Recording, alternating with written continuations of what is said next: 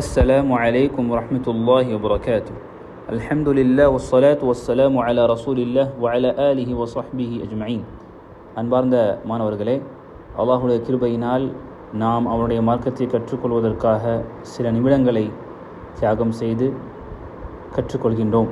அந்த வகையில் நம்முடைய கிதாப் உசூலு ஸலாஸா, 3 அடிப்படை விஷயங்கள் என்ற அந்த கிதாபினுடைய சென்ற வகுப்பில் நம்ம எங்கே முடித்தோம் அப்படின்னு சொன்னால், அல்லாஹ் சுப்ஹானஹு வ தஆலா நம்மை எதற்காக வேண்டி படைத்தான் என்பதை அந்த சூரத்து ஸாரியாத்தினுடைய வசனம் 56வது வசனத்தில் ஜின்களையும் மனிதர்களையும் அவனை வணங்குவதற்காக மட்டும்தான் அல்லாஹ் படைத்திருக்கின்றான் என்பதை அழுத்தமாக அல்லாஹ் கூறியிருந்தான். அந்த வணங்குவதற்காக என்பதை அதனுடைய அர்த்தம் என்ன என்பதாக தஃப்சீரில் பார்க்கும் பொழுது, யுவஹிதூன், ஒருமைப்படுத்துவது. வணங்குவதனுடைய பொருள் என்ன? ஒருமைப்படுத்துவது. அதாவது அவனை அவனுடைய இபாதத்தில் ஒருமைப்படுத்துதல். அது எப்படிப்பட்ட இபாதத்தாக இருந்தாலும் சரி, அது உள்ளம் சார்ந்த, உடல் சார்ந்த, சொல் சார்ந்த எப்படிப்பட்ட இபாதத்தாக இருந்தாலும் சரி, அதனை அவனுக்கு மட்டும் உரித்தானதாக ஆக்குவது. விளங்குதா? ஸோ இதோடு நம்ம முடித்தோம். அதற்கப்புறம் என்ன சொல்கிறாங்கன்னா, வஅஅதமு மா அமரல்லாஹு பிஹி அத்தௌஹீத். அல்லாஹ் சுப்ஹானஹு வ தஆலா நமக்கு மிகச்சிறந்த மகத்துவமிக்க ஒரு விஷயத்தை நமக்கு கட்டளையிட்டிருக்கிறான் என்று சொன்னால் அது அத்தௌஹீத். அல்லாஹ் நமக்கு கட்டளையிட்டதிலேயே மிகச்சிறந்தது, மகத்துவமிக்கது, ஆக முக்கியமானது, முதன்மையானது என்னது? அத்தௌஹீத். வஹுவ இஃப்ராதுல்லாஹி பில் இபாதா. தௌஹீத் என்றால் என்ன? இபாதத்தில் அல்லாஹ்வை ஒருமைப்படுத்துதல். இபாதத்தில் அல்லாஹ்வை ஒருமைப்படுத்துதல். தௌஹீத் என்றால் இபாதத்தில் அல்லாஹ்வை ஒருமைப்படுத்துதல். சரி, இபாதத் என்றால் என்ன? எல்லா விதமான கட்டளைகளும், அல்லாஹுக்கு பிடித்தமான செயல்களும் இபாதா. அல்லாஹ் தனக்கென் என்று அல்லாஹ் கட்டளையிட்டு எனக்காண்டி செய்யுங்க, எனக்காண்டி தொழுவுங்க அப்படின்னு அல்லாஹ் எதெல்லாம் குர்ஆன்லையும் ஹதீஸ்லையும் கட்டளையிட்டு இருக்கின்றானோ, அவனுக்கு பிடித்தமான செயல் என்று அல்லாஹ் சொல்லியிருக்கின்றானோ, அது அனைத்தும் இபாதாக இருக்கின்றது. அப்படிப்பட்ட இபாதாவை நாம் அவனுக்கு மட்டும் உரித்தானதாக ஆக்க வேண்டும். அதுதான் மிக மகத்துவமிக்க ஒரு விஷயமாக நமக்கு அல்லாஹ் கட்டளையிட்டிருக்கின்றான் என்று நூலாசிரியர் சொல்கின்றார். அதற்கப்புறம் என்ன சொல்றார்? வஅஅதமு மா நஹா அன்ஹு. அல்லாஹ் சுப்ஹானஹு வ தஆலா நமக்கு தடுத்ததிலேயே மிக மகத்துவமானது, முதன்மையானது அப்படின்னு பார்த்தீங்கன்னா அஷ்ஷிர்க். நிறைய விஷயங்கள் நல்லா தடுத்திருக்கான். ஹராமான விஷயங்கள், மது, சூது, பித்தலாட்டம், விபச்சாரம், இப்படி நிறைய விஷயங்கள் எல்லாம் தடுத்திருக்கான். அதில் தடுத்ததிலேயே மிக முக்கியமானது, ஆக முக்கியமானது, இதுதான் முதன்மையான ஒரு மனிதன் தன்னுடைய வாழ்க்கையில் தவிர்க்க வேண்டும் என்று சொன்னால் அது ஷிர்க்கு, இணை வைத்தல். அது என்னது? தஅவத்து கைரிஹி மஅஹு. இணை வைத்தல் என்றால் என்ன? அவனோடு மற்றவர்களை இணைப்பது, அவனோடு மற்ற படைப்புகளை, மற்ற எதையாவது இணைப்பது. அது உயிரினமாக இருக்கட்டும், உயிரற்றவையாக இருக்கட்டும், எதாக இருக்கட்டும், அவனோடு மற்ற ஒரு விஷயத்தை இணைத்தால் இபாதத்திலோ அல்லது அவனுடைய செயலிலோ அல்லது அவனுடைய பெயர்களிலோ பண்புகளிலோ அவனுக்கு இணையாக நம்ம வைத்தோம் என்று சொன்னால் அதற்கு பெயர் ஷிர்க், இணை வைத்தல். சரி, இந்த இடத்துல ஷிர்க்குக்கும் குஃப்ருக்கும் உள்ள ஒரு சின்ன வித்தியாசத்தை நம்ம தெரிஞ்சுக்கணும். ஷிர்க் என்று சொன்னால் அல்லாஹ்வை வணங்கி அல்லாஹோடு மற்றவர்களை வணங்குவது.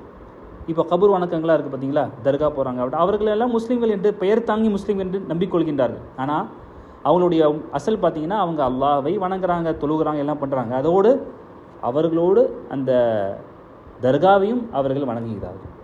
எப்படி வணங்குறாங்க? துவா கேட்குறாங்க. துவா என்பது இபாதா.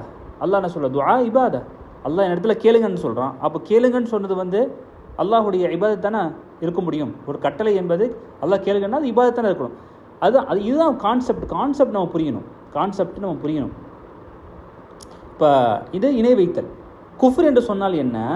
நிராகரித்தல், அல்லாஹ்வை நிராகரித்தல். அல்லாஹ் இறைவன் என்று ஏற்றுக்கொள்ளாமல் வேறு ஒருத்த படைப்பையோ உயிருள்ளவை ஏதோ ஒன்று அதை கடவுளாக ஏற்றுக்கொள்வது அல்லது கடவுளே இல்லை என்று சொல்வது, இதெல்லாமே என்னது? குஃப்ரில் வரும். சரியா? சரி. வத்தலீலு கௌலுஹு தஆலா. இந்த விஷயத்திற்கு ஆதாரம், அதாவது தௌஹீத் தான் மிக முக்கியமானது கட்டளையிலேயே, ஷிர்க்கு தான் மிக முக்கியமானது தடுத்ததிலேயே. அதற்கு என்ன ஆதாரம்? அல்லாஹ் கூறுகின்றான் சூரத்துன் நிசால 36வது வசனம், வஅபுதுல்லாஹ் வலா துஷ்ரிகு பிஹி ஷைஆ, அல்லாஹை மட்டும் வணங்குங்க, அவனுக்கு எந்த ஒரு இணையும் வைக்காதீங்க. ஷைஆ என்ற அந்த வார்த்தை இருக்குது பார்த்தீங்களா, ஷைஆ, எந்த ஒரு விஷயத்தையும் இணை வைக்காதீங்க. அது எல்லாமே அடங்கும். உயிருள்ளவை, உயிரற்றவை, பார்க்கக்கூடிய, பார்க்காதவை, எல்லாமே அடங்கும். எதையுமே நம்ம அல்லாஹுக்கு இணை வைக்கக்கூடாது. அல்லாஹ் அனைத்து விஷயத்திற்கும் அப்பாற்பட்டவன். வழங்குதா?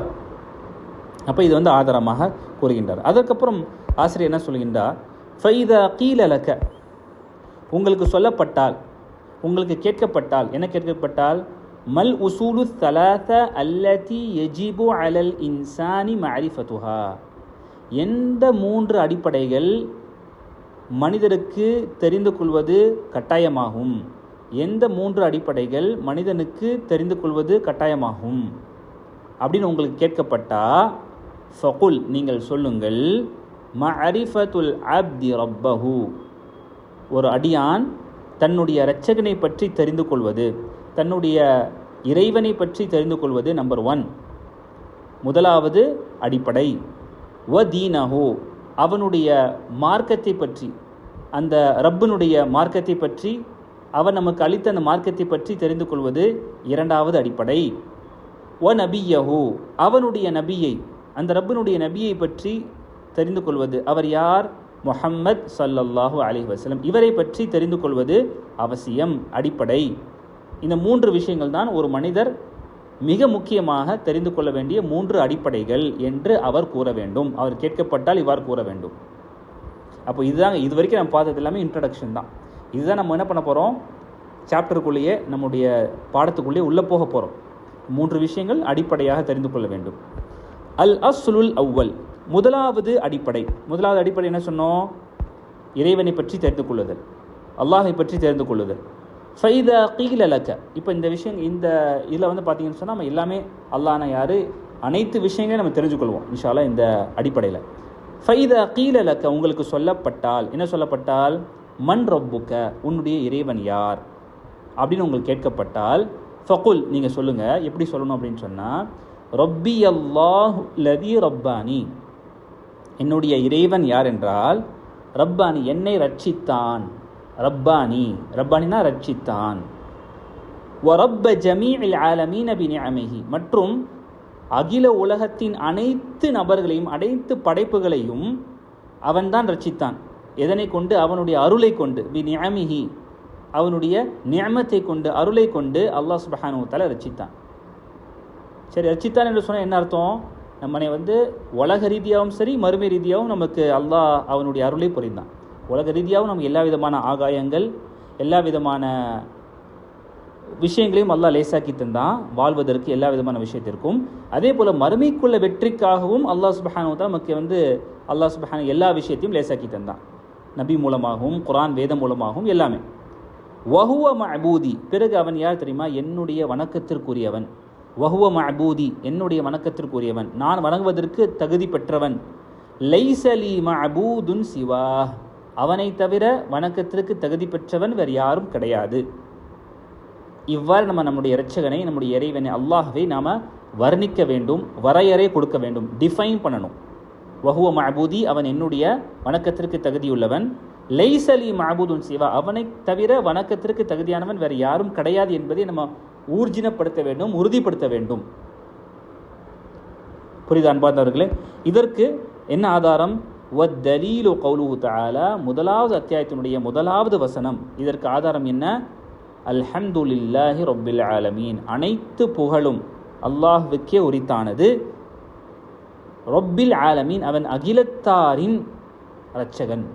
அகிலத்தாரின் இரட்சகன் என்று சொன்னால் இந்த அண்ட சராசரம், இந்த யூனிவர்ஸ், இந்த எல்லா விதமான பிரபஞ்சத்திற்கும் அவன் மட்டும்தான் இரட்சகன். அவனுக்கு தான் அனைத்து புகழும் உரித்தானது. அல்ஹம்துலில்லாஹி ரப்பில் ஆலமீன் என்ற வசனத்தை ஆதாரமாக அல்லாஹ் முதலாவது வசனமாக கூறுகின்றான். அவ்வாறு நம்ம என்ன பண்ணுறோம்னு சொன்னால், இந்த ஃபஸ்ட்டு இந்த அடிப்படையை நம்ம ஆரம்பம் செய்கின்றோம். ஸோ இன்ஷா அல்லாஹ் அடுத்து அல்லாஹை பற்றியுள்ள விஷயங்கள், அல்லாஹுடைய பண்புகள் என்ன, அல்லாஹுடைய மகிமை என்ன என்பதை இன்ஷா அல்லாஹ் கொஞ்சம் கொஞ்சமாக நம்ம அடுத்தடுத்த வகுப்புகளை பார்ப்போம் இன்ஷா அல்லாஹ். இந்த விஷயங்களை மனதில் ஆழமாக பதிய வைத்து இதில் சொல்லப்பட்ட கருத்தை உள்வாங்கி அதனை அடிப்படையில் நம்முடைய வாழ்க்கையை அமைத்து கொள்ளக்கூடிய பாக்கியத்தை அல்லாஹ் தருவானாக. வ ஆகிரு தஅவானா அனில் ஹம்துலில்லாஹி ரப்பில் ஆலமீன்.